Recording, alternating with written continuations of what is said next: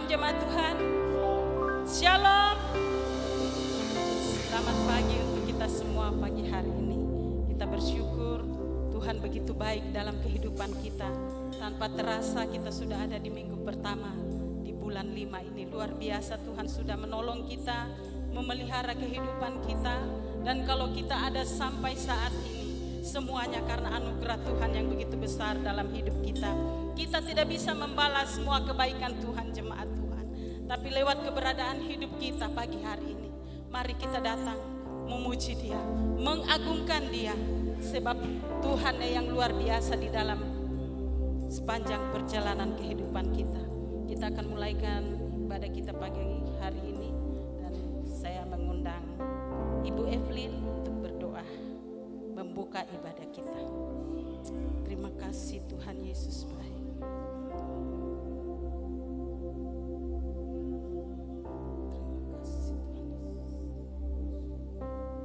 Kita berdoa. Bapa kami yang bertahta di dalam kerajaan sorga, pagi hari ini kami mengucap syukur kepadamu. Kau masih memberikan kami waktu, kesempatan untuk datang menghadap Engkau Bapa. Pagi hari ini Bapa, kami mau menyerahkan seluruh keberadaan hidup kami di hadapan Bapa. Kami datang di hadapan-Mu, kami mau memuji, memuliakan Engkau, mengagungkan Engkau Bapa, bahkan menyembah-Mu, karena Engkaulah Bapa yang layak kami sembah. Kami pagi hari ini mau menyenangkan hati-Mu Bapa. Biarlah apa yang kami lakukan pada pagi hari ini layak dan berkenan di hadapan Bapa. Terima kasih Bapa yang maha baik. Pagi hari ini kami menyerahkan pelayan-pelayan-Mu, hamba-Mu yang akan menyampaikan firman, bahkan pelayan-pelayan-Mu yang melayani pada pagi hari ini, bahkan kami semua yang hadir Bapa. Kami menyerahkan seluruh keberadaan hidup kami ke hadapan Bapa. Biarlah fokus kami hanya kepadamu Bapa. Kami pun percaya pengurapan-Mu menyertai kami semua yang hadir pada pagi hari ini. Terima kasih Bapa atas segala kebaikan-Mu di sepanjang kehidupan kami. Kami pun Bapa menyerahkan ibadah kami ini dari awal, pertengahan sampai akhir. Biarlah jadi sesuai dan seturut kehendak Bapa dan semua dalam kendali Tuhan. Terima kasih Bapa yang maha baik. Kami mengucap syukur menyerahkan ibadah kami ini dalam nama Yesus. Haleluya. Amin. Terima kasih. Puji Tuhan Yesus. Mari jemaat Tuhan kita fokus kepada Tuhan pagi hari ini. Kita datang merendahkan diri di hadapan Tuhan. Lewat pujian pengagungan kita kepada Yesus. Haleluya.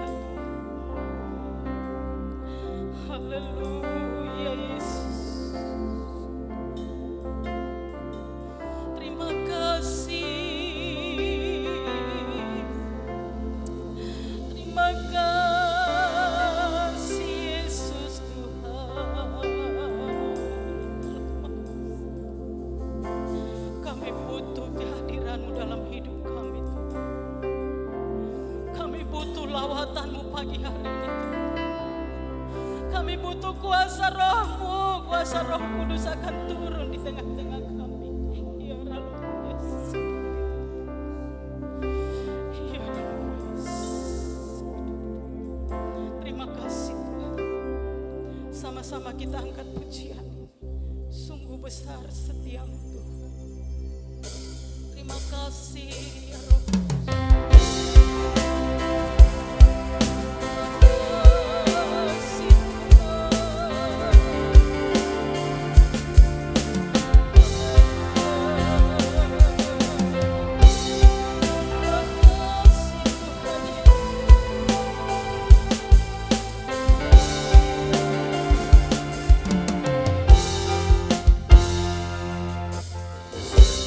Besar setiap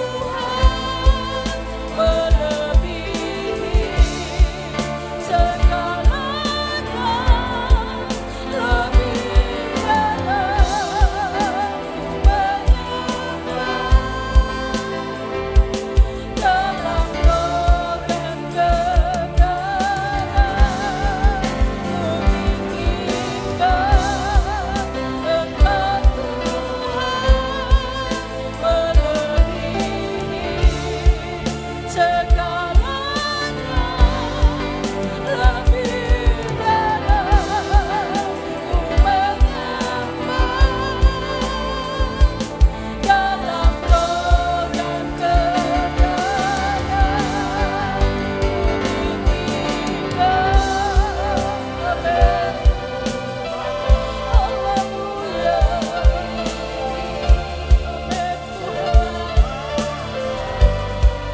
lebih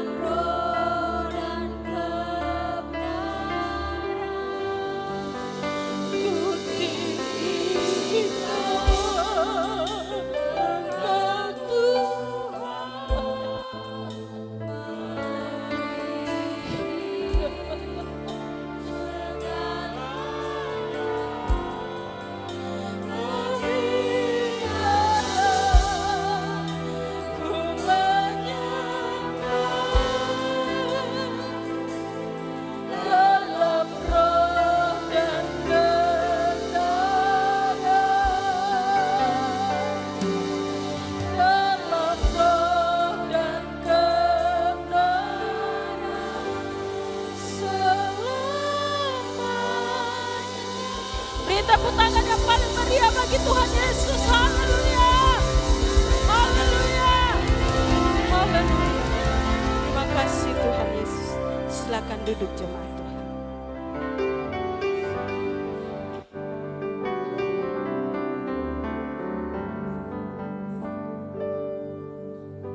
Puji Tuhan.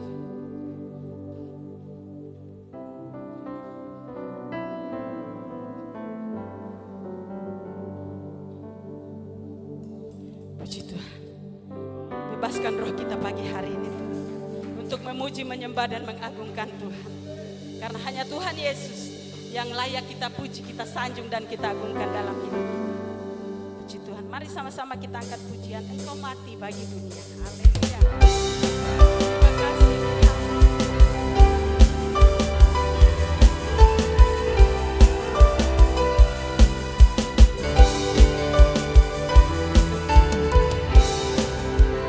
Bagi dunia Engkau bangkit, kalahkan maut. Engkau naik ke surga, Kau bertahta di surga. Yesus, Yesus ajaib, Yesus, Yesus ajaib. Tak terbatas kuasa-Mu, Kau di atas segalanya. Yesus, Yesus ajaib, Yesus, Yesus ajaib. Kuasa mati kalahkan, Kau di atas segalanya. Yesus. Haleluya, jemaat Tuhan, saya jemput kita semua bangkit berdiri.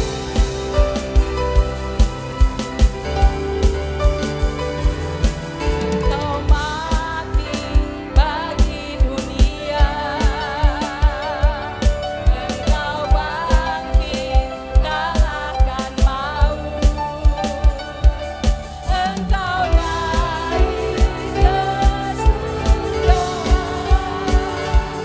Kau bertahta di surga. Yesus, Yesus ajaib, Yesus, Yesus ajaib. Tak terbatas kuasa-Mu, Kau di atas segalanya. Yesus, Yesus ajaib, Yesus, Yesus ajaib. Kuasa mati kalahkan, Kau di atas segalanya. Yesus, Yesus ajaib, Yesus, Yesus ajaib. Tak terbatas kuasa-Mu, Kau di atas segalanya. Yesus, Yesus ajaib, Yesus, Yesus ajaib. Kuasa mati kalahkan, Kau di atas segalanya. Yesus, Yesus ajaib, Yesus, Yesus ajaib. Tak terbatas kuasa-Mu, Kau di atas segalanya. Yesus, Yesus ajaib, Yesus, Yesus ajaib. Kuasa mati kalahkan, Kau di atas segalanya. Yesus, haleluya.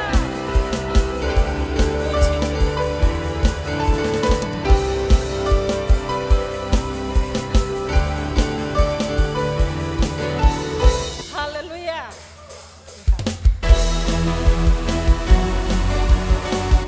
Berjalan bersama dengan Yesus ada kekuatan yang dahsyat. Haleluya.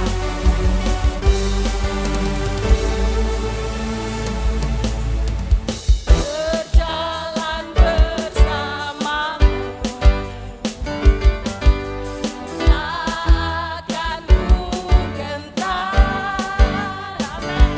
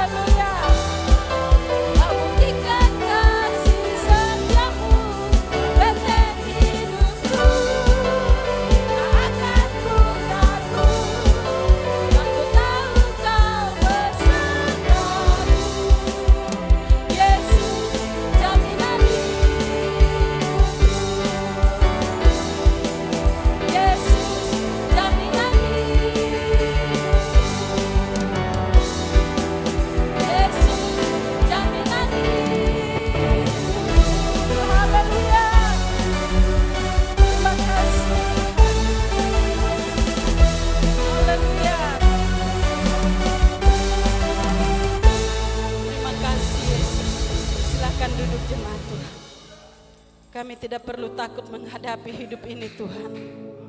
Karena Engkau jaminan dalam hidup kami. Kau sumber kekuatan dan pertolongan bagi kami Bapa. Dan kami sungguh percaya kuasa-Mu ajaib dalam hidup kami. Terima kasih Bapa di surga. Terima kasih Tuhan. Firman-Mu akan disampaikan oleh hamba-Mu Tuhan. Mari ambil alih seluruh hati kami Tuhan Yesus. Berfirmanlah Engkau bagi kami pagi hari ini Tuhan. Karena firman-Mu adalah kekuatan di dalam kehidupan kami. Terima kasih Tuhan Yesus. Terima kasih Tuhan. Haleluya. Roh Kudus. Roh Kudus. Terima kasih Yesus. Firman-Mu berkata Kau besertaku. Haleluya Tuhan Yesus. Terima kasih Tuhan.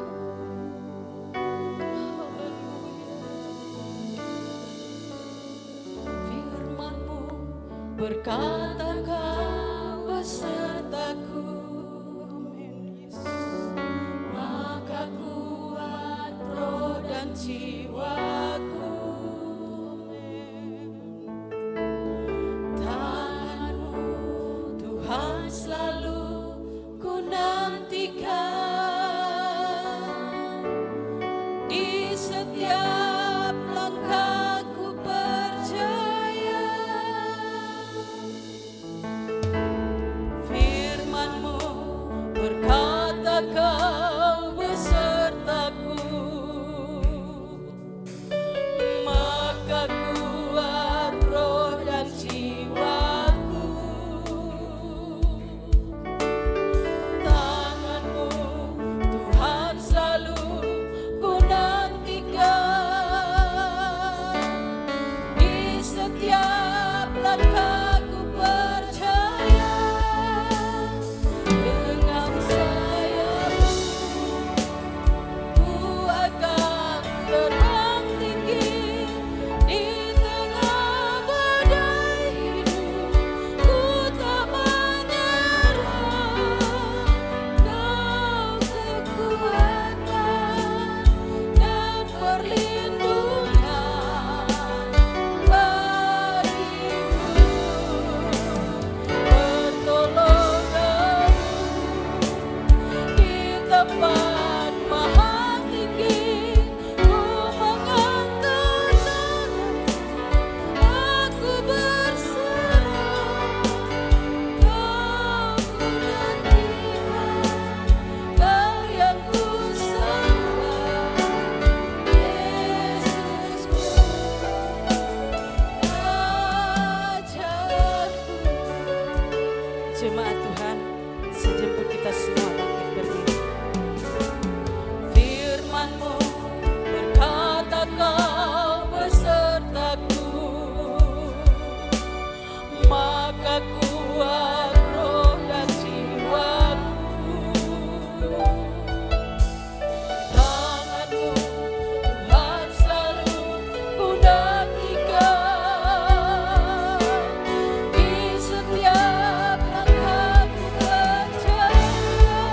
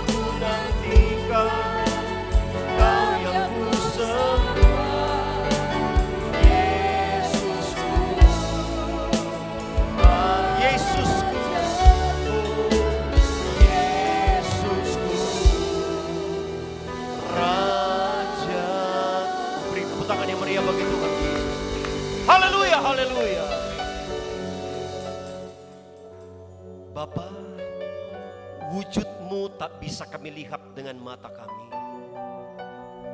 tapi pertolongan-Mu nyata, pertolongan-Mu terbukti. Engkau berdampak dalam keseharian kami. Buktinya kami ada sebagaimana ada, semua karena anugerah, kemurahan dan kebaikan Tuhan. Kami ada di sini untuk meresponi kebaikan itu. Kami ada di sini dengan hati bersyukur. Kami ada di sini untuk melontarkan nyanyian pujian, kumandangkan mazmur yang berisi ucapan terima kasih. Sekaligus kami sanjung dan akui tentang kemahakuasaan dan kebesaran. Saatnya kami dengar firman yang akan meneguhkan iman kami, yang membuat iman kami bertumbuh dan tak mudah digoyahkan oleh apapun, yang membuat kami semakin kuat dan dewasa di dalam Engkau. Urapan-Mu jadi bagian kami. Tak ada satu benih kebenaran yang terbuang dengan sia-sia. Dan kami akan menikmati kebenaran dalam pengurapan Roh Kudus hanya dalam nama Tuhan Yesus Kristus. Haleluya. Amin. Silakan duduk jemaat Tuhan. Puji Tuhan. Shalom. Sekali lagi shalom. Tuhan berkati kita dalam kelimpahan-kelimpahannya. Puji Tuhan. Bapak Ibu jemaat yang diberkati Tuhan, kita akan bersama-sama renungkan kebenaran yang saya berikan tema sepakat dengan Tuhan.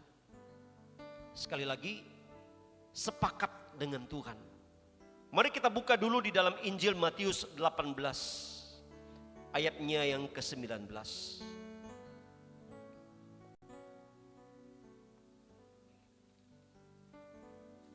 Satu ayat menjadi ayat acuan untuk perenungan kita baca bersama-sama. Yang sudah temukan siap membaca katakan amin. Baca bersama 2, 3. Dan lagi aku berkata kepadamu, jika 2 orang daripadamu di dunia ini sepakat meminta apapun juga, permintaan mereka itu akan dikabulkan oleh Bapakku yang di sorga. Puji Tuhan, silakan duduk. Ada penelitian para ahli bahwa 1 ekor kuda itu bisa menarik beban 2 ton. Saya tidak tahu dalam uraian ini apakah beban itu di bawah dalam keadaan rata atau mungkin dalam tanjakan beberapa derajat, tetapi penjelasan ini 1 ekor kuda bisa menarik beban 2 ton. Seringkali memang tenaga kuda ini banyak diselidiki dan bahkan menjadi sebuah acuan untuk kekuatan mesin. Sampai kita kenal tenaga kuda, horsepower. Berapa horsepower? Jadi 1 ekor kuda itu menarik beban 2 ton. Bagaimana dengan 2 ekor kuda? Mungkin kita langsung berkali-kali. Kalau 1 ekor kuda itu narik 2 ton, berarti 2 ekor kuda itu menarik 4 ton. Benarkah 4 ton? Tidak. Menurut para ahli, dengan 2 ekor kuda, dia bisa menarik 20 ton beban. Apa artinya ini? Ini yang orang katakan sebagai kekuatan sinergitas. Bahkan ini yang dikatakan dengan sebuah kuasa kesepakatan. Ada sebuah energi yang disatukan. Sebuah power yang disatukan. Yang dipadukan ternyata bisa menghasilkan kekuatan yang berlipat kali ganda. Dan memang dalam dunia sekuler pun mengakui tentang kekuatan persatuan. Kekuatan kerjasama. Mungkin untuk 1 orang sukar untuk mengangkat mimbar ini. Mimbar ini kelihatan seperti enteng untuk dibawa. Tapi coba angkat, cukup berat. 1 orang angkat mungkin sangat repot. Tetapi berbeda kalau 2 orang yang angkat. Apalagi kalau 3 orang, apalagi kalau 4, kalau 5 kebanyakan. Tapi artinya bahwa semakin banyak sinergi maka akan semakin meringankan. Yang sukar bisa menjadi mudah, yang berat bisa menjadi ringan, yang rumit, yang ribet bisa menjadi simpel. Ternyata itu pun berlaku di dalam pandangan Tuhan. Bahkan dikatakan bahwa khusus dalam hal berdoa, untuk doa yang sepakat. Sepakat artinya sebuah hal yang dilakukan lebih dari satu orang. Sepakat seringkali dikatakan sehati, sepikiran, sependapat. Ini sepakat. Maka ketika Tuhan katakan bahwa orang yang berdoa dalam Matius ini yang kita baca, kita seringkali hanya berkata bahwa di mana ada dua orang berkumpul, di situ Tuhan ada. Tapi persoalan di sini sebenarnya konteks doa. 2 orang, 3 orang, 5 orang, 500 orang yang berkumpul, oke Tuhan ada. Tapi ternyata apabila semua yang berkumpul itu tidak sepakat, itu tidak ada kuasa di dalamnya. Tuhan bisa hadir, tapi tak memberikan kuasa. Termasuk doanya tak berkuasa. Artinya orang yang berkumpul berdoa tapi tidak sehati, bombe-bombean, gontok-gontokan, mungkin dalam motivasi yang salah, pemahaman yang berbeda, pendapat yang berbeda. Satu minta A, satu minta B. Maka tidak ada kuasa, Alkitab katakan.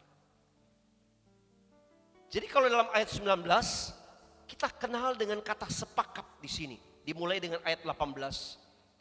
Bahwa 2 orang berkumpul, maka Tuhan ada. Jadi dalam hal berdoa pun 2 orang saja yang sudah sepakat, sehati, sepermintaan, maka itu besar kuasanya. Kenapa Tuhan tidak bilang 3 orang, 4 orang, 5 orang? Setidak-tidaknya ini sebuah sinyal. Suami istri saja yang sepakat didengar oleh Tuhan.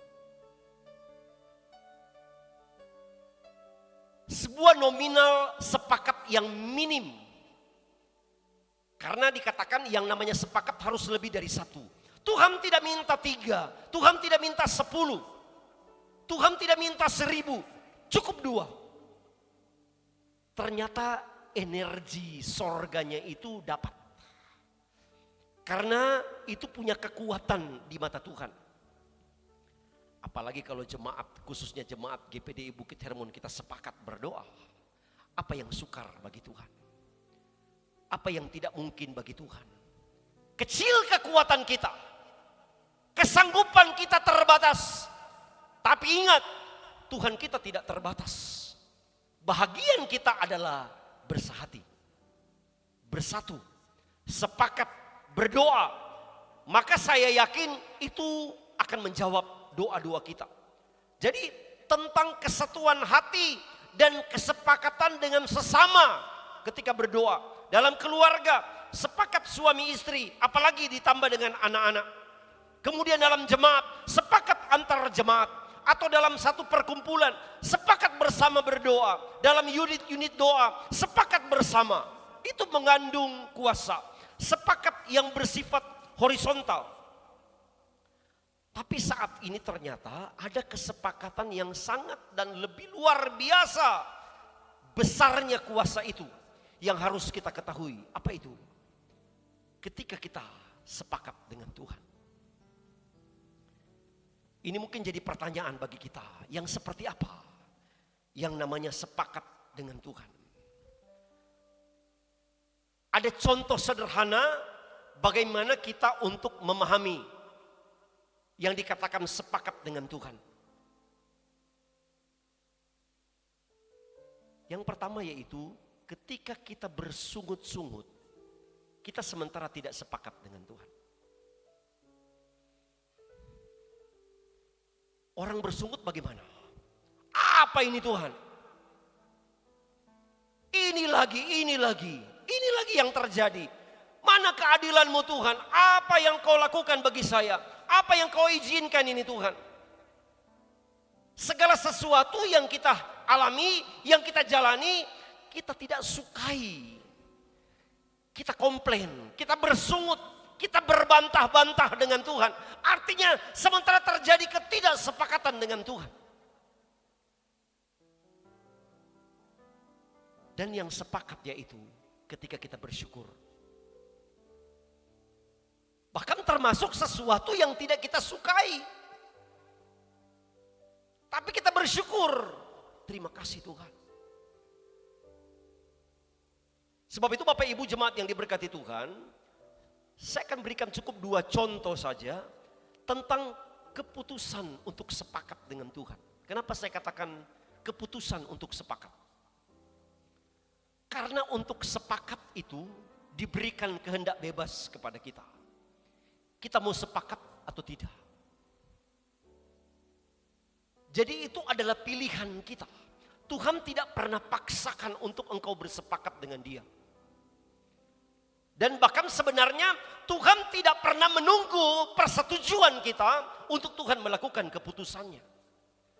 Tapi respon kita terhadap apa yang Tuhan lakukan bisa dikatakan kita sepakat atau kita tidak sementara sepakat dengan Tuhan. Yaitu ketika kita bersyukur atau bahkan mungkin kita hanya bersungut dengan Tuhan. Sebab itu ada beberapa contoh. Contoh yang pertama yaitu begini. Apapun pergumulan dan masalah, kita belajar untuk selalu melihat kebaikan Tuhan di dalamnya. Saya ulangi. Apapun pergumulan dan masalahmu, belajar selalu untuk melihat kebaikan Tuhan di dalamnya.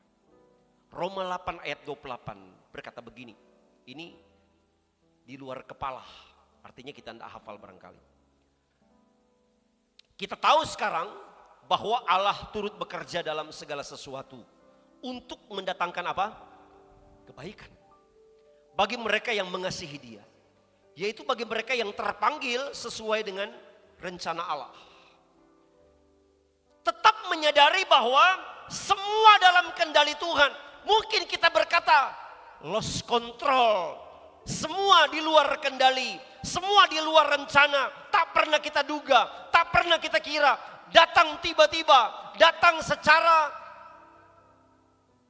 serempak kiri kanan. Masalah secara sporadis datang. Kita coba tangkis kanan, datang kiri. Kita tangkis kiri, datang kanan. Belum lagi tangan kanan kiri begini, datang lagi dari depan. Bahkan menghimpit. Ada banyak perkara-perkara yang kita tidak duga, itu yang dikatakan lepas kendali. Tapi ketika kita sementara bersyukur dengan semuanya itu, kita sementara sepakat dengan Tuhan. Artinya bahwa kita tahu bahwa ada kebaikan di dalamnya. Kita tidak sementara berpikir bahwa Tuhan sementara berbuat jahat kepada kita. Kemudian kita tetap mengimani bahwa Tuhan tidak pernah salah menuntun anak-anaknya. Kita percaya sampai hari ini Tuhan tuntun kita, amin. Yakin kita sementara dalam bimbingan Tuhan, haleluya. Nah sekarang pertanyaan, sekarang ada masalah. Bapak Ibu punya masalah, Tuhan salah tuntun.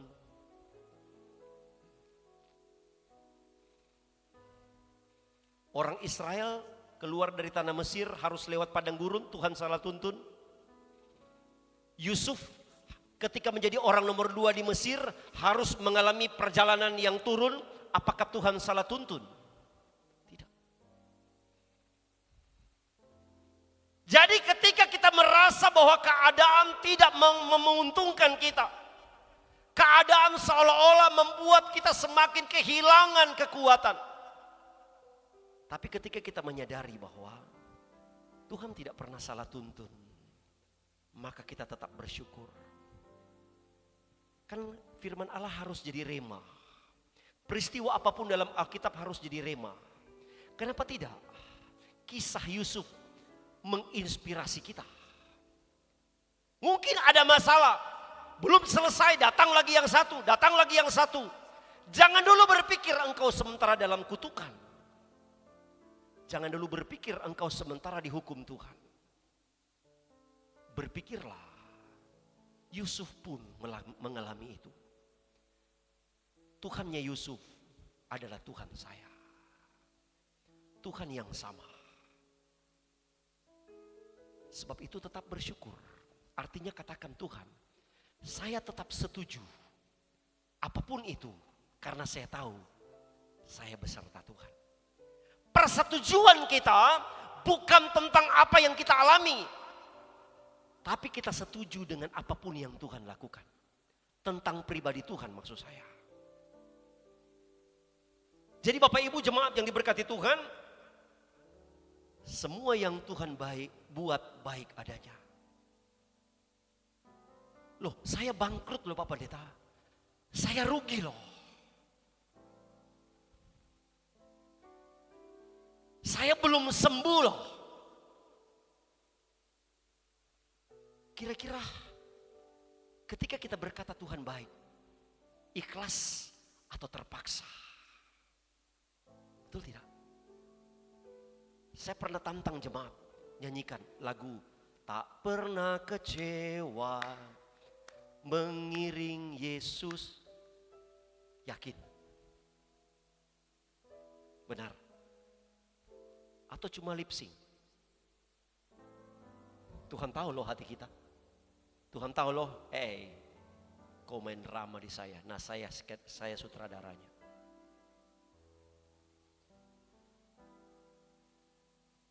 Sebab itu ingin diberikan pemahaman kepada kita, kenapa tetap harus berkata baik, walaupun keadaan tidak seperti yang kita bayangkan, tidak seperti yang kita harapkan. Kenapa kita harus berkata baik? Karena semua sudah diatur Tuhan dan bukan itu endingnya. Kalau ada lembah kekelaman yang harus kita jalani, bukan akhir, itu cuma persinggahan. Amin.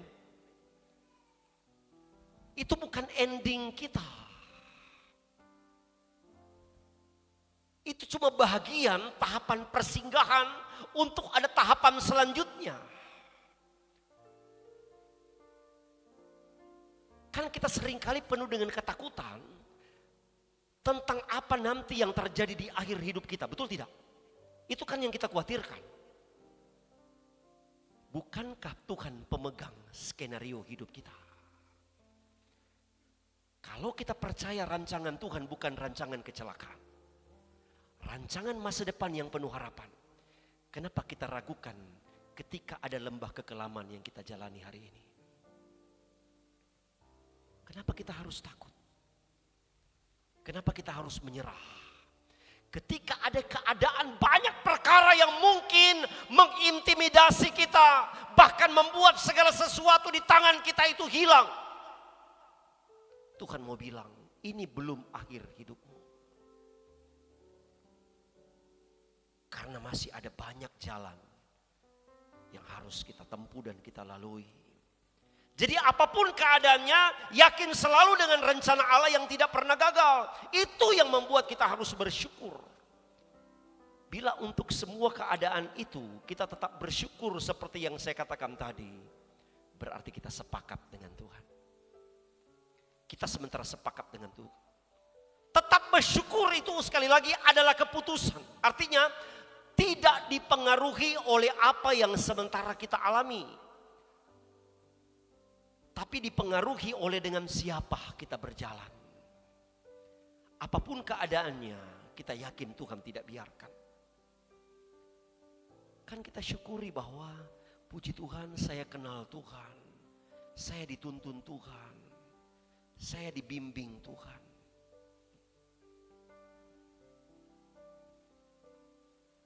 Ada teman saya masukkan anaknya di sebuah sekolah yang memang cukup selektif untuk masuk di tempat itu, sekolah swasta. Sebuah sekolah unggulan dan memang tidak mudah untuk bisa masuk di situ. Tapi ternyata ketika masuk, anaknya selalu kasih tahu papanya, Pak, berat sekali di sini, disiplin sekali. Belum selesai PR yang satu sudah ada tugas yang lain. Kayak enggak mampu saya Pak. Bapaknya pun sempat berkata begini, aduh kasihan itu anak.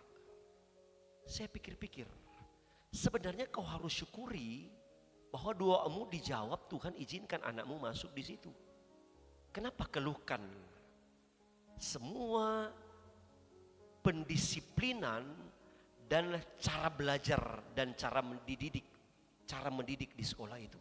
Syukuri saja bahwa sudah ada di situ, di tempat yang kau inginkan, yang pada kenyataan semua lulusan-lulusan di situ punya kualitas. Guru-gurunya sangat qualified. Kenapa tidak syukuri yang itu? Kenapa syukuri tantangan-tantangan yang sebenarnya proses pembentukan untuk menjadi siswa yang berprestasi? Sama dalam kehidupan kita.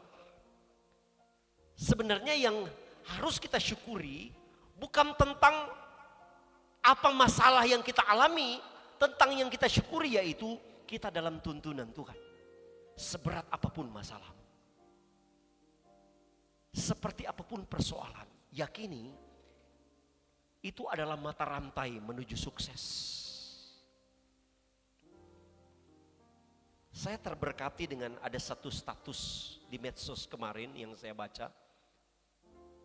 Dia bilang begini, seorang filsuf berkata begini, untuk mempelajari sukses seseorang, pelajari kegagalannya, bukan kesuksesannya. Kalau katanya kau pelajari kesuksesan, kau hanya dapatkan pesan. Tapi ketika engkau belajar dengan kegagalannya, kau dapatkan solusi bagaimana supaya tidak gagal seperti itu.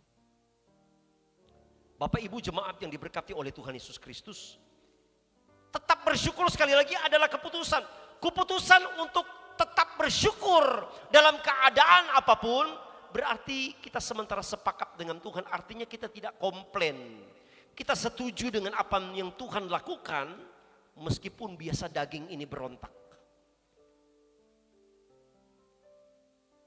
Tapi memang roh ini penurut. Daging selalu lemah. Dia mudah diombang-ambingkan oleh keadaan karena daging menuntut kenyamanan. Daging menuntut yang nikmat. Tapi roh itu selalu membela Tuhan. Dia selalu terhubung dengan Tuhan ketika kita aktifkan. Dan roh itu penurut. Sebab itu Bapak Ibu jemaat yang diberkati oleh Tuhan Yesus Kristus, tetap bersyukur. Contohnya siapa yang tetap bersyukur? Walaupun keadaan semuanya tertutup, semua gagal. Nabi Habakuk. Habakuk 3 ayat 17 sampai 19 berkata begini. Sekalipun pohon ara tidak berbunga, pohon anggur tidak berbuah, hasil pohon zaitun mengecewakan. Sekalipun ladang-ladang tidak menghasilkan bahan makanan, kambing domba terhalau dari kurungan, dan tidak ada lembu sapi dalam kandang. Namun aku akan bersorak-sorak di dalam Tuhan, beria-ria di dalam Allah yang menyelamatkan aku. Allah Tuhanku itu kekuatanku. Ia membuat kakiku seperti kaki rusa.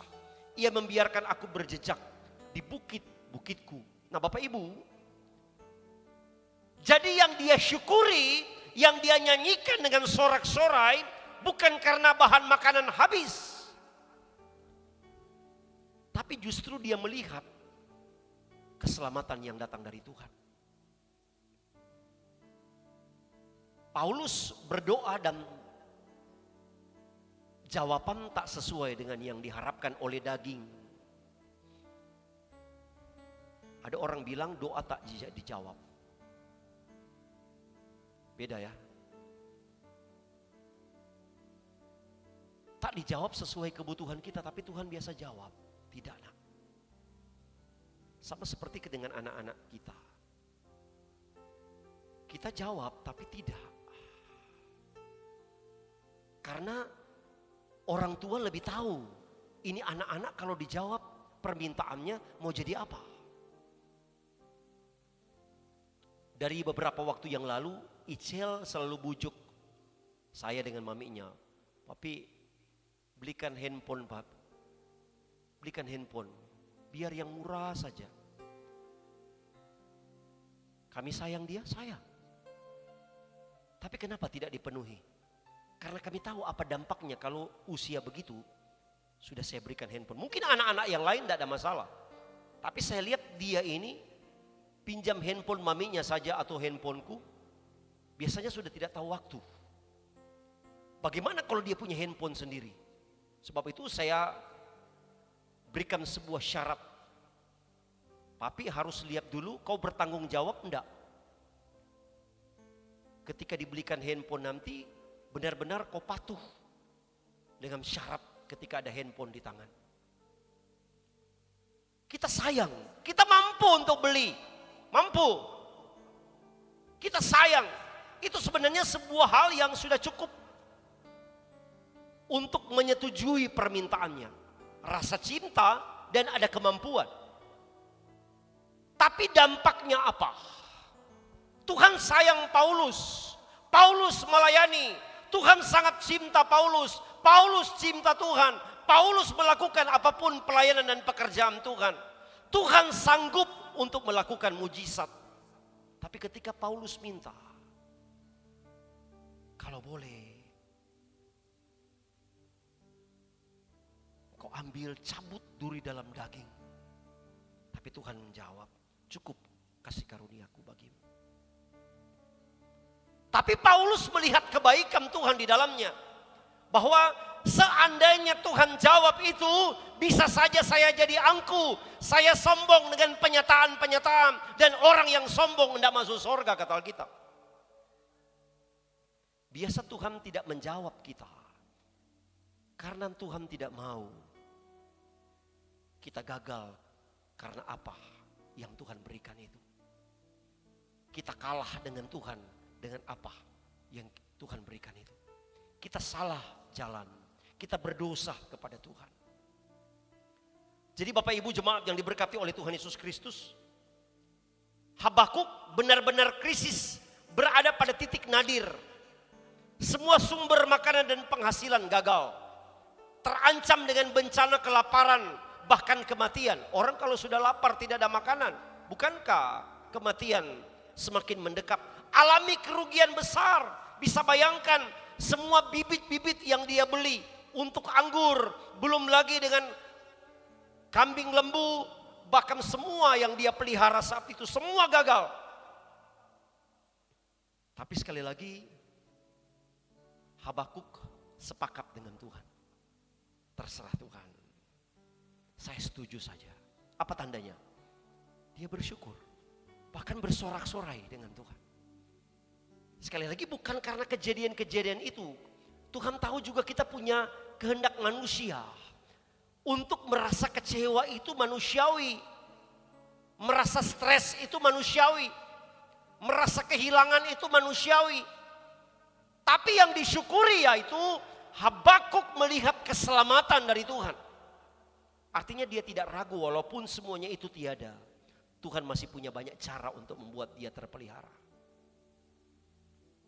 Contoh kedua lagi yaitu tentang Yosafat saat dikepung. Menjadi takut itu manusiawi. Alkitab katakan dan mereka menjadi takut. Tetapi respon terhadap ketakutan itu akan menentukan kita mau sepakat dengan Tuhan atau tidak. Ada berapa banyak orang percaya yang selama ini setia dengan Tuhan, taat dengan Tuhan. Rajin beribadah ketika ada masalah-masalah datang. Ada persoalan menghimpit, menimbulkan kekhawatiran, menimbulkan ketakutan. Sampai kita berkata, apa lagi ini Tuhan? Tidak cukupkah yang aku lakukan selama ini? Kau tidak perhitungkankah yang aku buat dengan engkau selama ini? Di mana engkau ketika kami bergumul? Di mana engkau ketika kami berbuat sesuatu bagi Tuhan? Tak kau perhitungkankah kesetiaan kami? Tak pernah kau lihatkah ketika kami melayani? Bukankah itu seringkali tercetus di hati kita yang dalam keadaan takut? Tapi Yosafat berbeda. Respon Yosafat justru syukur dengan yang mereka alami. Bukan syukur dengan ketakutan, bukan.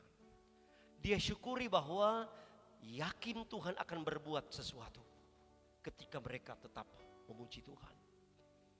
Saya katakan ketika siap mau ada peperangan, mereka siap diserang. Yosafat bukan membentuk pasukan untuk dilatih berperang, bukan. Dia bukan memilih prajurit-prajurit elit sebagai kunci peperangan, bukan. Bukan mempertajam parang, tombak dan sebagainya. Mau siap berperang justru dia pilih orang-orang menjadi penyanyi. Pilih orang jadi penyanyi. Jadi dipilih juga. Oh ini, coba do, re, kan mungkin begitu. Saya bisa bayangkan siapa dirihen waktu lalu. Siapa yang jadi coach penyanyi untuk memuji Tuhan. Jadi dari dulu itu menyanyi-nyanyi itu sudah latihan. Dipilih. Dan menyanyi. Orang sekarang bilang, wah kalau mereka panah kok, don tombak kok tangkis nih suara 2. Kok tangkis nih suara 3. Sampai itu yang pernah saya katakan cerita. Bapaknya mau anaknya ikut pencak silat. Anaknya cuma latihan sangkor di gereja. Pulang pas di pertigaan ketemu dengan orang-orang mabuk. Dipukul, ditonjok matanya biru. Papanya sampai di rumah, oh ditonjok kah pak? Bapaknya tidak marah tapi dia tambah mengumpat. Bapak suruh kau pencak silat, kau latihan kor, kau tangkis nih suara 3 itu. Ini sebenarnya seperti itu. Mau perang, latihan nyanyi. Ternyata motifnya yaitu ingin mensyukuri tentang pembelaan Tuhan. Syukuri bahwa di ujung masalah ada mujizat. Bapak Ibu ingin mujizat, amin. Izinkan masalahmu terjadi dalam dirimu. Sekali lagi, tidak pernah ada mujizat kalau tidak didahului dengan masalah. Syukuri ada masalah, karena kita akan melihat mujizat. Syukuri ada tantangan, karena engkau akan melihat pertolongan Tuhan. Syukuri engkau dibenci oleh orang lain, karena engkau akan dibela oleh Tuhan. Syukuri saja. Jadi Bapak Ibu jemaat yang diberkati Tuhan, buktinya Tuhan yang gantikan berperang. Mereka cuma nyanyi, bersorak-sorai, mereka hanya memuji Tuhan. Bayangkan ribuan orang memuji Tuhan, maka musuh yang mengepung dari segala arah, mereka bingung apa yang terjadi di depan. Tapi bukan mereka mendengar suara nyanyi-nyanyian, tapi yang mereka dengar Tuhan ubah soundnya. Luar biasa ini Tuhan. Tuhan ubah suaranya. Bukan terdengar seperti nyanyian, tapi terdengar seperti kuda dengan deru perang yang sangat hebat, dengan bala tentara yang sangat hebat. Wow, ketakutan ini musuh-musuh. Wow, ada bangsa yang lebih besar siap menyerang kita. Lari, lari. Tuhan ubah. Bapak Ibu, ketika engkau memuji Tuhan, Tuhan ubah sehingga masalahmu lari ketakutan dari hidup. Tuhan mengubah sebuah keadaan. Dan yang terjadi yaitu orang-orang Israel pada waktu itu mereka bingung, loh mana musuh-musuh kita?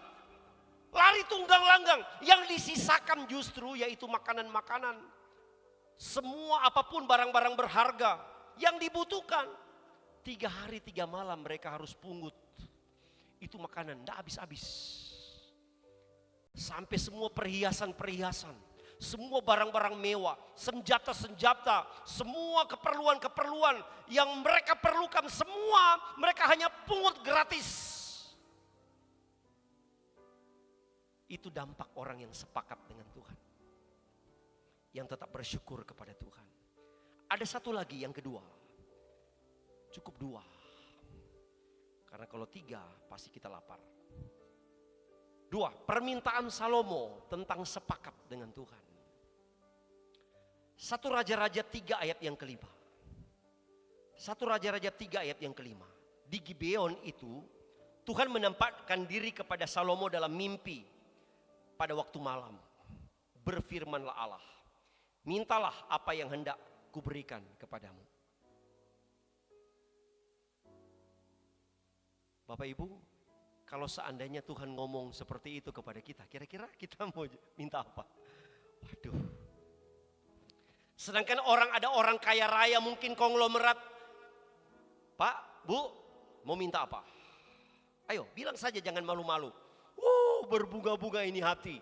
Karena apalagi kalau kita tahu dia mampu, kita minta sesuatu. Oh, bolehkah aku punya rumah mewah, rumah besar, kau biayai, kau bangunkan. Bolehkah aku punya mobil yang mewah, mobil yang harganya sekian M. Atau kita jumpa dengan seorang pejabat yang sangat menentukan perekrutan. Oh, bolehkah saya diangkat, dipromosikan dalam jabatan ini? Bisakah saya punya gaji yang besar?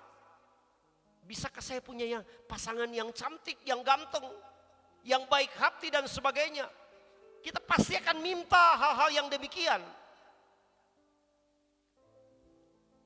Pasti keinginan kita yang tak terbatas itu meronta-ronta, betul tidak? Kalau Tuhan yang ngomong begitu, Tuhan yang kasih mimpi seperti itu. Puji Tuhan. Dan luar biasa, permintaan Salomo itu beda. Permintaan Salomo ada di dalam 1 Raja-Raja 3 ayat 9 sampai 10. Maka berikanlah kepada hamba-Mu ini hati yang paham, menimbang perkara untuk menghakimi umat-Mu dengan dapat membedakan antara yang baik dan yang jahat.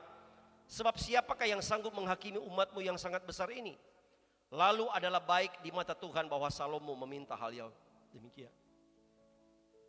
Salomo tidak minta yang muluk-muluk atau minta seperti yang saya omongkan tadi. Tapi dia minta, berikan saya hati yang paham. Dalam terjemahan yang lain, berikan hikmat. Atau dengan kata lain, berikan saya hati yang bijaksana. Itu yang Salomo minta. Tapi yang luar biasa, ayat yang ke-10 katakan, lalu adalah baik di mata Tuhan bahwa Salomo meminta hal yang demikian. Baik di mata Tuhan artinya sepakat dengan Tuhan. Tuhan bilang, oh ini saya mau. Ini saya suka dengan permintaan. Dan Tuhan kabulkan permintaan Salomo.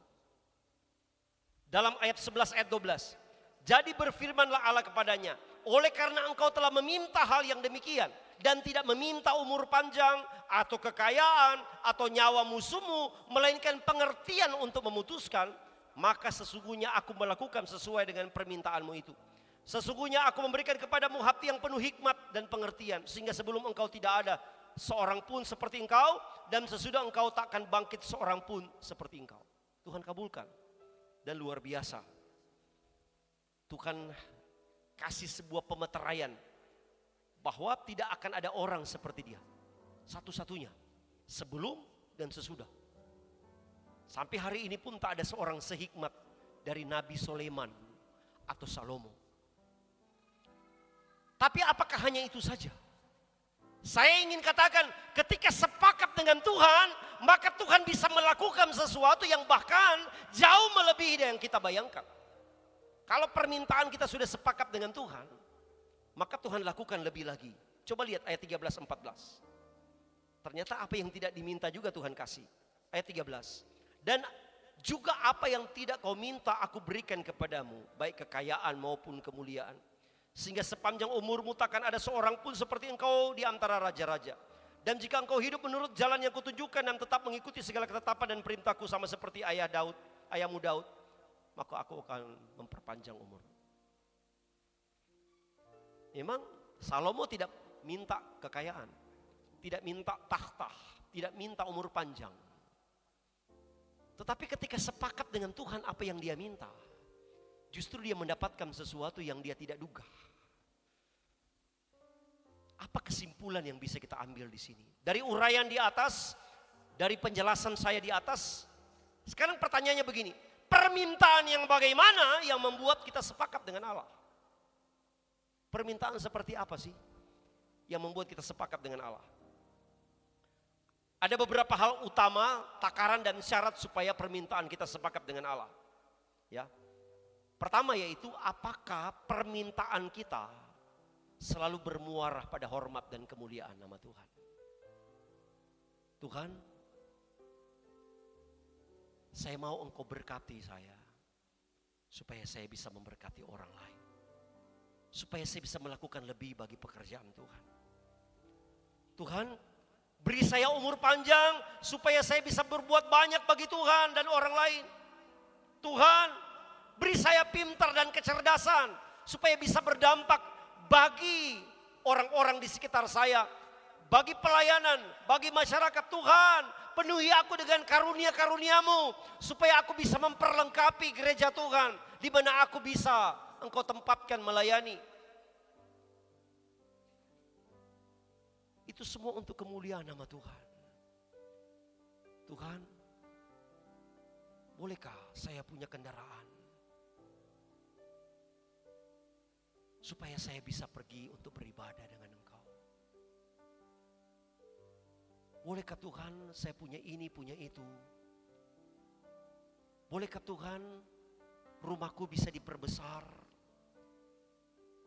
supaya ketika saatnya akan ada ibadah, aku mau bangun mezbah bersama jemaat di rumahku. Perkatakan hal-hal yang memuliakan Tuhan.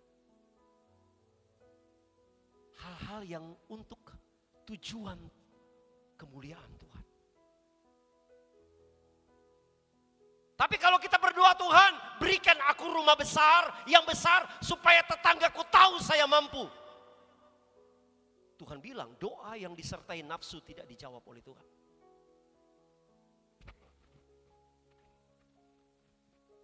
Tuhan kasih saya begini, kasih saya begitu supaya membuktikan saya bisa. Itu tidak didengar Tuhan. Tidak. Tapi katakan, Tuhan, aku mau diberkati supaya aku pun bisa melihat mereka-mereka yang belum seberuntung saya nantinya. Itu semua untuk kemuliaan Tuhan. Intinya, sebuah permintaan yang sepakat dengan Tuhan adalah kita belajar mengerti apa mau Tuhan, bukan hanya sekedar peduli kepada keinginan kita. Tetap percaya, taat dan biarkan Tuhan kerja secara totalitas kepada kita. Dan tetap bersyukur apapun yang Tuhan izinkan kita jalani. Dan mintalah sesuatu yang tujuannya untuk kemuliaan Tuhan. Jadi itu kesimpulannya. Bagaimana bila sampai saat ini kita belum mengalami kuasa kesepakatan? Kuasa kesepakatan yang saya maksud yaitu ada mujizat, ada pertolongan, ada pembelaan Tuhan, ada jawaban doa. Ini jadi bahan introspeksi kita. Kira-kira apa masalahnya kalau kita belum mengalami kuasa kesepakatan? Pertama, mungkin kita masih banyak mengeluh. Sering bersungut-sungut, banyak membanding-bandingkan diri. Kalau ingin membanding-bandingkan diri, supaya bersyukur, bandingkan dengan yang ada di bawah kita. Supaya kita syukuri betapa besar nikmat yang Tuhan beri bagiku. Ternyata masih ada yang tinggal di bawah kolong jembatan. Ternyata ada yang harus mengais-ngais sesuatu untuk dijadikan duit. Saya bukan merendahkan sebuah pekerjaan.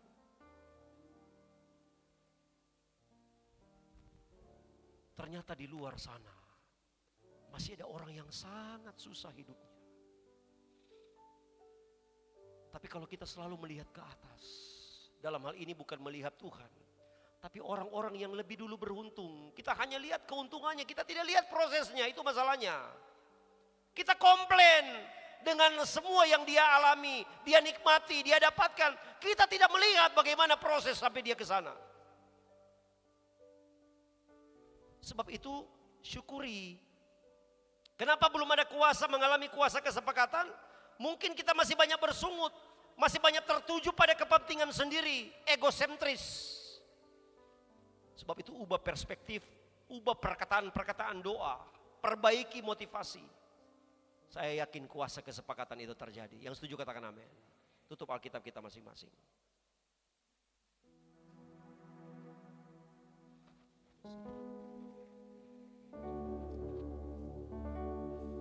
Kita berdiri semua jemaat. Lagu ini bukan berarti kita syukuri doa kita tidak dijawab, bukan. Tapi ada satu ketika kita berdoa tapi Tuhan tidak kabulkan. Karena seperti saya katakan tadi, akibatnya kita tidak tahu, ternyata itu berbahaya buat kita. Tapi Tuhan lengkapi dengan kebaikan-kebaikan yang berkali-kali Tuhan lakukan. Lihat kepada kebaikan yang berkali-kali itu. Jangan justru engkau kepahitan dengan Tuhan dengan sesuatu yang tidak disetujui Tuhan, kemudian kita kecewa dan tawar hati.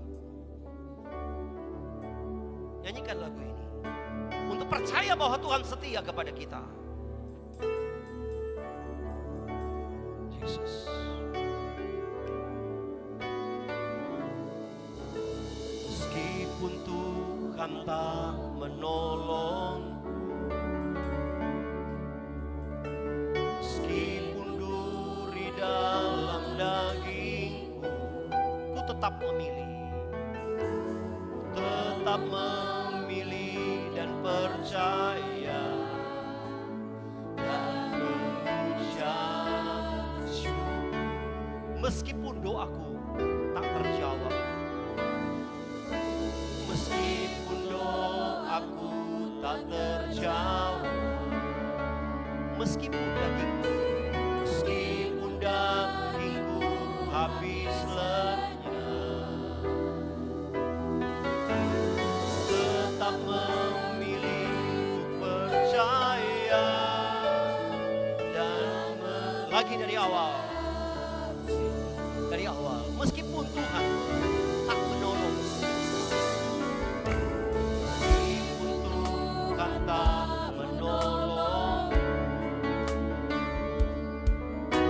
meskipun duri dalam daging, tetap memilih dan percaya dan mengucap syukur. Meskipun doaku tak terjawab, meskipun doaku tak terjawab, meskipun dagingku habis lenyap, ku tetap memilih untuk percaya dan katakan sama-sama sambil angkat tanganmu untuk mengakui kebaikan Tuhan. Oh, berkali-kali Kau menolong, berkali-kali Kau kuatkan dalam rasa sakit, Engkau ada, Yesus setia. Berkali-kali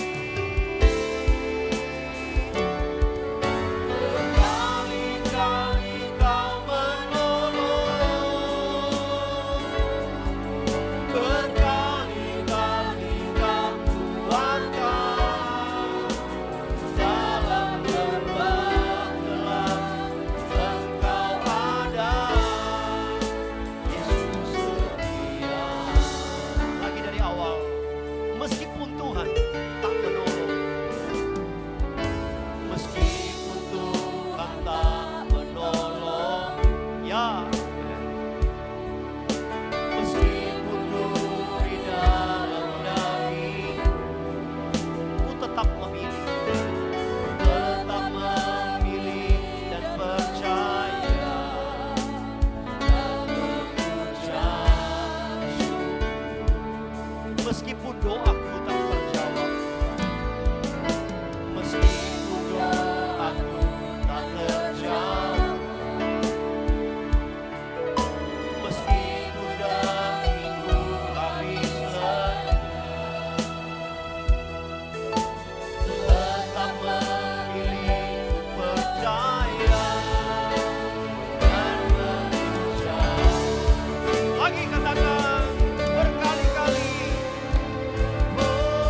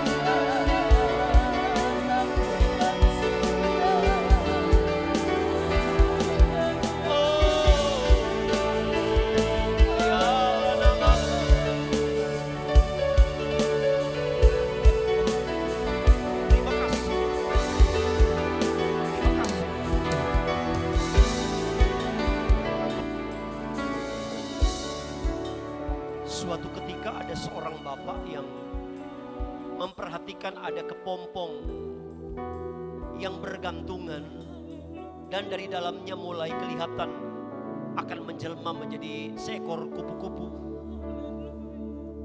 Kupu-kupu itu baru mengeluarkan bahagian bawahnya dan bergerak-gerak seolah-olah terlihat kesulitan.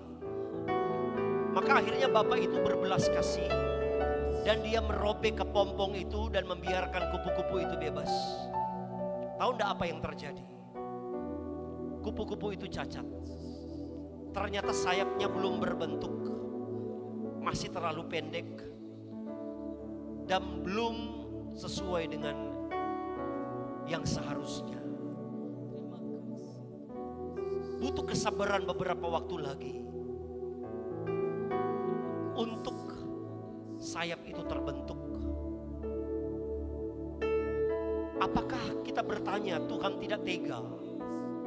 Apakah Tuhan tidak punya hati melihat kita tersiksa dengan masalah? Apakah Tuhan memang sengaja membiarkan kita harus menangis, merintih dalam keadaan tekanan-tekanan hidup, memikul salib? Saya ingin katakan, seandainya Tuhan melepaskan kita dari masalah sebelum waktunya, maka tidak akan membuahkan sebuah proses yang baik bagi kita. Bahkan akan ada banyak kekurangan dalam diri kita. Tapi izinkan waktu Tuhan. Alkitab katakan, masalahmu, persoalanmu, penyakitmu kecil bagi Tuhan. Untuk segala sesuatu pun Dia korbankan, termasuk mati di kayu salib. Apalagi cuma ke dalam keadaan kebutuhan-kebutuhan, keperluanmu, Tuhan sanggup melakukan. Tubuh dan darah Yesus sebagai bukti bahwa nyawanya saja Dia serahkan. Apalagi keperluan, kebutuhan kecil baginya. Sakit, kelemahanmu, semua diselesaikan di kayu salib. Sebab itu percaya, tetap bersyukur apapun keadaan. Jauhkan dari mulut yang bersungut. Jangan sunguti prosesmu.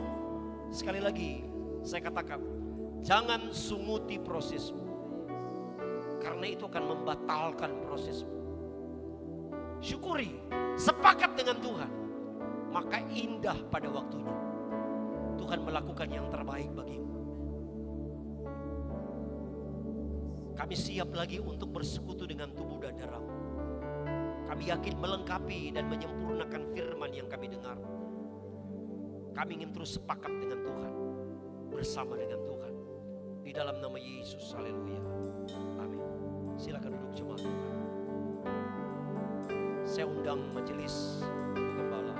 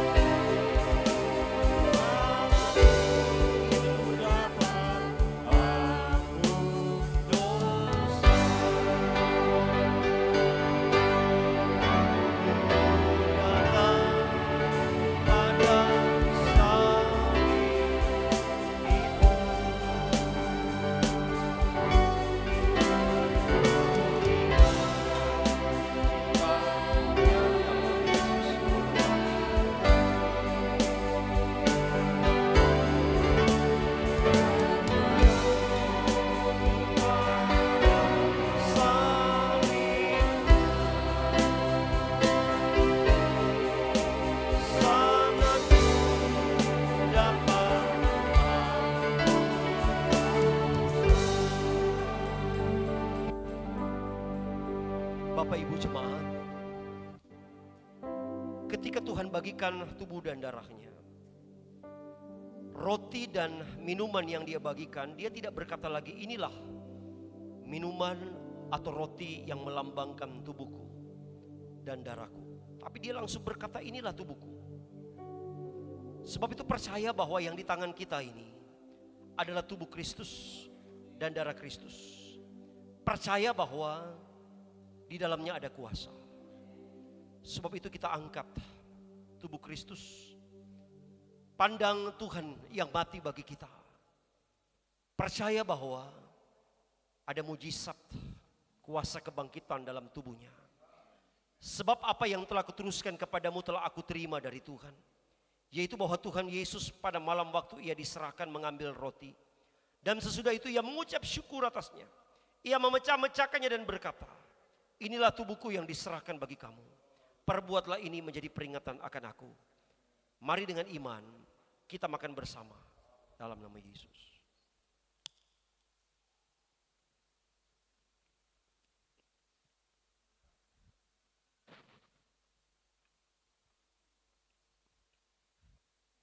Kita angkat cawan. Pandang dengan mata iman bahwa ini adalah darah Yesus.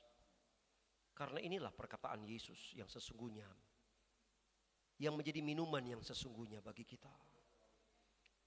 Demikian juga ia mengambil cawan sesudah makan lalu berkata, cawan ini adalah perjanjian baru yang dimeteraikan oleh darahku. Perbuatlah ini setiap kali kamu meminumnya, menjadi peringatan akan aku. Bapak Ibu, tanpa kita sadari dan tanpa kita pahami, perjamuan yang kita lakukan ternyata selama ini yang telah melindungi kita, yang sudah jaga kita, yang membuat kita tidak bisa iblis dekati, yang membuat kita sembuh dari sakit, yang membuat banyak mujizat terjadi. Percaya itu terjadi, percaya ada mujizat di dalamnya. Sebab itu mari kita minum bersama di dalam nama Yesus.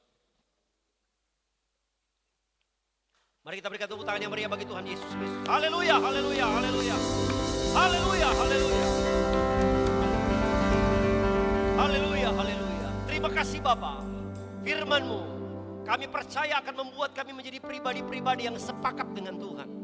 Hidup yang selalu selaras dengan pikiran Tuhan, perasaan Tuhan. Dan lebih daripada itu, untuk selalu berada pada kehendak Tuhan. Jauh melebihi dari apa yang kami pikirkan dan kami kehendaki. Ada kuasa di dalamnya. Dan tubuh dan darah-Mu pun sudah memberi penguatan bagi kami. Kekuatan besar, makanan kekal, makanan abadi yang jadi bahagian kami. Kami yakin yang sakit sudah sembuh. Yang lemah yang dikuatkan Tuhan. Yang bermasalah diberi jalan keluar. Yang tawar hati diteguhkan hatinya. Hari ini adalah hari kemenangan bagi kami. Setiap kali kami bersekutu dalam tubuh dan darah-Mu adalah hari kemenangan bagi kami. Haleluya, haleluya. Terima kasih Bapa di surga, terima kasih. Selanjutnya saat ini kami akan meletakkan korban persembahan. Kami mengembalikan milik-Mu persepuluhan. Kami pun berkorban bagi pembangunan. Kami percaya semua yang kami lakukan untuk Tuhan. Maka Tuhan pun tidak tutup mata memberkati bagi kami. Kami lakukan dengan iman dalam nama Yesus, haleluya. Amin. Silakan duduk jemaat.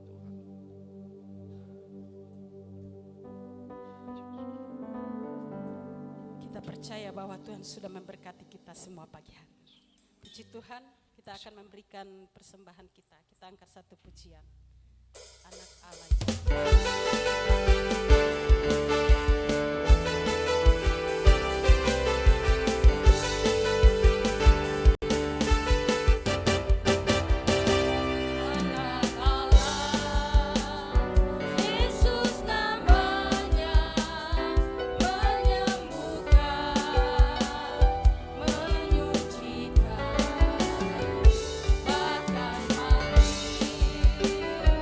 Tebus dosa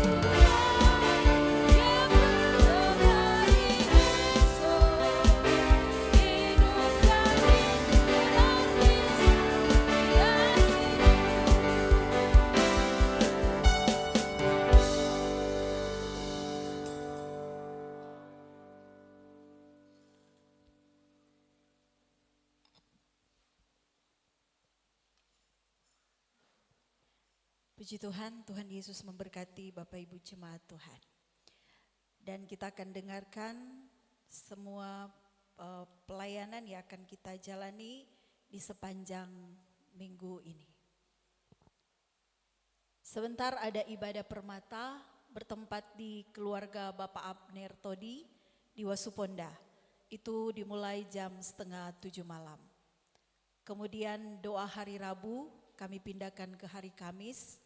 Itu di gereja jam 7 malam karena rencana kita akan diundang untuk hari Rabu ada penamatan sekolah Alkitab Tentena, sekaligus kita akan jemput pengerja baru.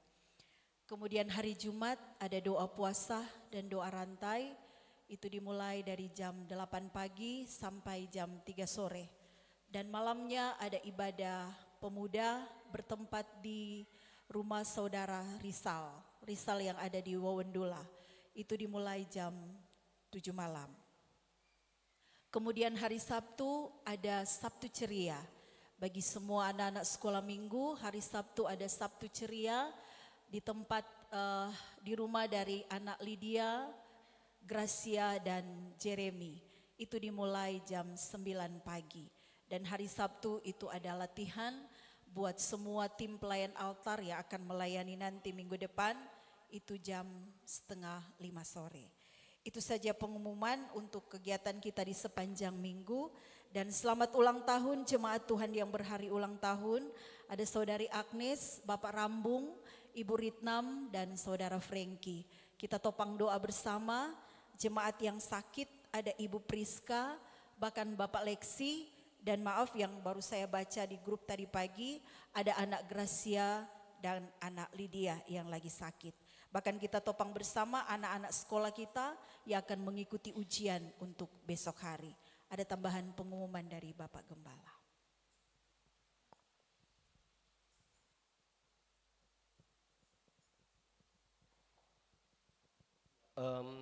Tambahannya yaitu yang tidak sempat dimasukkan di multimedia. Di sini memang ada undangan yang memang undangannya secara elektronik untuk pernikahan dari anak atau gembala GPDI Bukit Saitun Malili, Bapak Pendeta John Supit akan menikahkan anaknya Febe Priscilla Supit dan Yotama Samuel. Waktu pernikahannya besok hari Senin. Ya, kita pergi kalau mau pergi di resepsi saja. Saya sudah baca tuh dia punya pemberkatan. Di resepsi jam 12 siang. Jam 12 siang di Jalan Bypass Bunker, paling di gereja itu ya. Karena di rumah mempelai wanita, di gereja. Ponakannya Ibu Rina Ampugo yang akan menikah. Ya, jadi saya kira undangan ini ditujukan kepada gembala dan semua jemaat GPD Bukit Hermon Tabarano. Jadi Bapak Ibu yang mau berangkat ke sana, cari saja gereja jam 12 siang. Saya kira itu saja yang untuk tambahan schedule undangan. Kemudian saya sampaikan begini, Komisi Kerja Sarana Prasarana sempat membuat satu program untuk pengadaan genset, ya, pengadaan genset. Nah, dari tempat ini saya langsung melontarkan kepada jemaat apabila ada yang sambil kita mungkin lagi ada bangun pastori, tapi kalau memang sudah ada janji iman atau ada sumbangan-sumbangan spontanitas untuk genset, bisa langsung ke Ibu Gembala saja dulu. Ibu Gembala saja dulu, nanti akan koordinasikan dengan komisi kerja yang ada di dalamnya. Karena lagi tidak ada ketuanya di situ. Jadi Ibu di Gembala dulu, nanti akan koordinasikan, atau Ibu Gembala dengan Ibu Naharice nanti koordinasikan tentang semua ini untuk genset. Dan pernah saya bincang-bincang, kurang lebih kapasitas yang kita butuhkan 15.000 sampai 20.000 watt, 15.000 atau sampai 20.000 watt yang kita perlukan untuk genset. Karena bukan hanya sekedar sekarang, tetapi kita melihat lebih jauh ke depan. Tuhan tolong, pastori sudah selesai, kita mau lebih nyaman, tidak beragas misalnya, kita programkan AC misalnya ya, AC. WC ya ada, AC dulu. Nah puji Tuhan, walaupun perlu juga disempurnakan itu. Nah tetapi setidak-tidaknya enak, tapi bukan mau tertidur ya, maksudnya enak kita beribadah. Kalau ada musim agas kan ikut dengan musim lansat dan musim durian. Nah jadi setidak-tidaknya bukan durian tidak tercium, tapi supaya agas tidak masuk, mungkin lebih bagus lagi kalau itu tertutup dalam keadaan dingin. Jadi kita mungkin akan pikirkan jauh ke depan untuk genset ini supaya bisa juga membackup rencana-rencana program-program yang lain. Jadi saya kira itu saja yang perlu disampaikan kepada jemaat Tuhan. Tuhan Yesus memberkati kita semuanya. Saya kira tidak ada yang lain lagi. Saya jemput kita bangkit berdiri, kita akhiri ibadah kita. Yang berhari ulang tahun bisa maju ke depan. Kita doa bersama.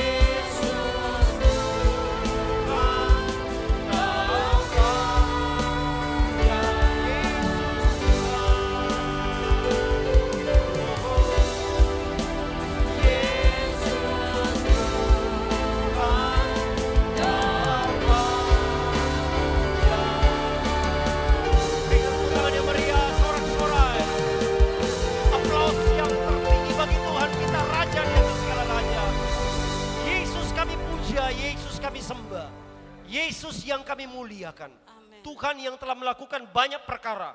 Tuhan yang telah membuat kami ada sebagai kami ada. Sebab itu kami katakan Engkau sungguh baik dan kebaikan-Mu tiada tarah bagi kami. Terima kasih Bapa. Kebaikan-Mu nyata bagi pribadi-pribadi yang Tuhan telah tambahkan usianya di minggu yang berjalan. Kami doakan Bapak Rambung yang Tuhan tambahkan usianya. Berkat-Mu turun baginya. Tuhan yang sehat-sehatkan. Tuhan yang beri kekuatan baru. Bahkan jasmani rohaninya diberkati Tuhan. Kami yakin dalam lintasan perjalanan hidupnya ke depan, Tuhan jaminkan sebuah pengharapan yang pasti. Sebab itu kami yakin dia tidak pernah akan merasa takut dan khawatir. Akan melangkah dengan penuh damai sejahtera Allah. Hadiah terindah dari Tuhan, yaitu ketenangan dari Tuhan, sukacita dari Tuhan. Bahkan umur panjang akan menjadi bagian Papa Jero untuk menjadi kepala keluarga, imam dalam keluarga, dan melakukan sesuatu yang terbaik bagi keluarga, bagi Tuhan terlebih, bahkan bagi orang lain. Kami percaya dan kami yakini dia juga dijauhkan dari hal yang tidak diinginkan, diberkati pekerjaannya, diberkati semua tanggung jawabnya. Kami yakin Tuhan yang akan mengendalikan jalan hidupnya untuk menjadi pribadi yang luar biasa. Di dalam nama Yesus kami lepaskan berkat. Kami doakan buat Ibu Ritnam diberkati di usia yang ada sekarang. Kado yang terindah pula dari Tuhan yaitu kesehatan, kekuatan, kesempatan yang terbaik. Sebagai istri, sebagai ibu dari anak. Bahkan kami percaya dalam seluruh pelayanan. Semua tanggung jawab di pundaknya Tuhan berkati. Membuat semua dimaksimalkan bagi kemuliaan nama Tuhan. Jauhkan lagi penyakit, kelemahan apapun juga. Ada banyak mujizat yang Tuhan lakukan baginya. Sebab itu kami percaya cinta Tuhan melekat dalam hidupnya. Untuk dia bergerak dalam kendali dan semua bimbingan-bimbingan Tuhan. Di dalam nama Yesus kami lepaskan berkat hari ulang tahun bagi Mama Ani. Terima kasih Bapak. Kami doakan pula kekasih-kekasih yang berhari ulang tahun yang tidak sempat hadir. Kami doakan buat saudari Agnes. Kami doakan pula buat saudara Frankie Sinyo yang berhari ulang tahun. Kami lepaskan berkat bagi mereka. Di dalam nama Yesus. Dimanapun mereka berada, mereka mendapatkan hidupnya selalu dijaga, dipelihara oleh Tuhan. Untuk membuat mereka selalu teringat dengan Tuhan. Untuk membuat mereka selalu mencintai, mengasihi Tuhan. Bahkan beribadah kepada Tuhan. Sehat-sehatkan selalu dan semua sukses di dalam usaha kerja yang berbeda-beda. Kami pun berdoa dari tempat ini kepada mereka yang sakit. Ibu Priska dan Bapak Leksi yang lagi ada di rumah sakit Primaya Sorowako. Bahkan anak Gracia dan anak Lydia yang dalam keadaan sakit. Kami bersatu hati dalam kesepakatan jemaat Tuhan. Kami minta di dalam nama Yesus. Bilur-bilur Tuhan menyembuhkan pribadi-pribadi ini. Penyakit tidak akan pernah untuk menghalangi mereka beraktivitas. Terlebih untuk beribadah dan mencari Tuhan. Kami yakin dalam hidup mereka hanya ada Tuhan. Bukan penyakit dan kelemahan. Dan mereka akan bisa bersaksi tentang kebaikan Tuhan. Tentang pertolongan Tuhan yang mereka rasakan. Terima kasih Bapak. Kami doakan pula buat anak-anak kami yang akan mengikuti ujian besok hari. Kami doakan kepada mereka, berikan hikmat bagi mereka. Kepintaran bagi anak-anak kami. Mengingatkan semua pelajaran-pelajaran yang pernah mereka dapat. Bahkan mereka akan bisa mengisi soal-soal dengan baik. Dan mereka bisa mendapatkan satu prestasi. Mereka bisa sukses, mereka bisa lulus, mereka bisa naik kelas. Kami katakan itu terjadi di dalam nama Yesus. Anak-anak kami, anak-anak sekolah minggu kami diberkati oleh Tuhan. Bahkan semua yang akan mengikuti ujian diberkati oleh Tuhan. Terima kasih Bapa di sorga, berkati seluruh pelayanan di sepanjang minggu ini. Engkau campur tangan, Engkau ambil alih. Semua untuk kemuliaan-Mu. Semua jemaat tugas pekerjaan yang berbeda-beda. Sebagai apapun kami yang tidak menyimpang dari firman Allah. Sebagai karyawan di PT Valia, karyawan kontraktor. Sebagai petani, pedagang, pengusaha, aparatur sipil negara. Sebagai jabatan-jabatan pemerintahan sekalipun, bahkan sebagai pengusaha atau apapun yang sementara kami kelola dan kami bangun di hari-hari ini. Tangan kami diberkati Tuhan, inisiatif kami diberkati Tuhan, ide-ide kami diberkati Tuhan. Kami percaya dan kami yakini karya-karya kami akan sangat memberikan satu kontribusi yang terbaik bagi orang di sekitar kami, bagi perusahaan, bagi pemerintah, bagi semua orang-orang yang ada di sekitar kami pun akan merasakan berkat yang sama. Terima kasih Bapa di sorga, terima kasih, dan kami yakin semua hal yang teringinkan coba mengganggu kami di minggu ini. Kuasa kegelapan, roh jahat, pengusiatan orang-orang kuat, praktek perdukunan, santet, pencuri, perampok, teror, sakit, penyakit, kelemahan, bencana, malapetaka yang coba-coba menimpa kami. Kami bersatu hati, kami tolak, patahkan, hancurkan dalam nama Yesus. Proteksi darah-Mu mengalir bagi kami. Terima kasih Bapa di sorga, semua keluarga kami, jemaat GP di Bukit Hermon pun yang beraktivitas, yang sementara bekerja, menuntut ilmu jauh dari kami, ada di luar daerah, ada di luar negeri sekalipun, semua dalam pemeliharaan Tuhan yang sama. Makasih, kami syukuri dan kami yakin ibadah raya hari ini menjadi ibadah yang memberkati kami. Dan semua jemaat yang diberkati Tuhan, tadakan tangan kita masing-masing. Bahwa Tuhan memberkati dan melindungi engkau. Tuhan menyinari engkau dengan wajahnya dan memberi engkau kasih karunia. Tuhan menghadapkan wajahnya kepadamu dan memberi engkau damai sejahtera hari ini. Besok sampai Maranatha, sampai Tuhan kembali kali kedua. Makasih Bapa, kami akhiri ibadah raya yang luar biasa ini. Di dalam nama Tuhan Yesus Kristus dan kita yang diberkati Tuhan, katakan sama-sama. Amin. Selamat siang, selamat hari Minggu, Tuhan berkati.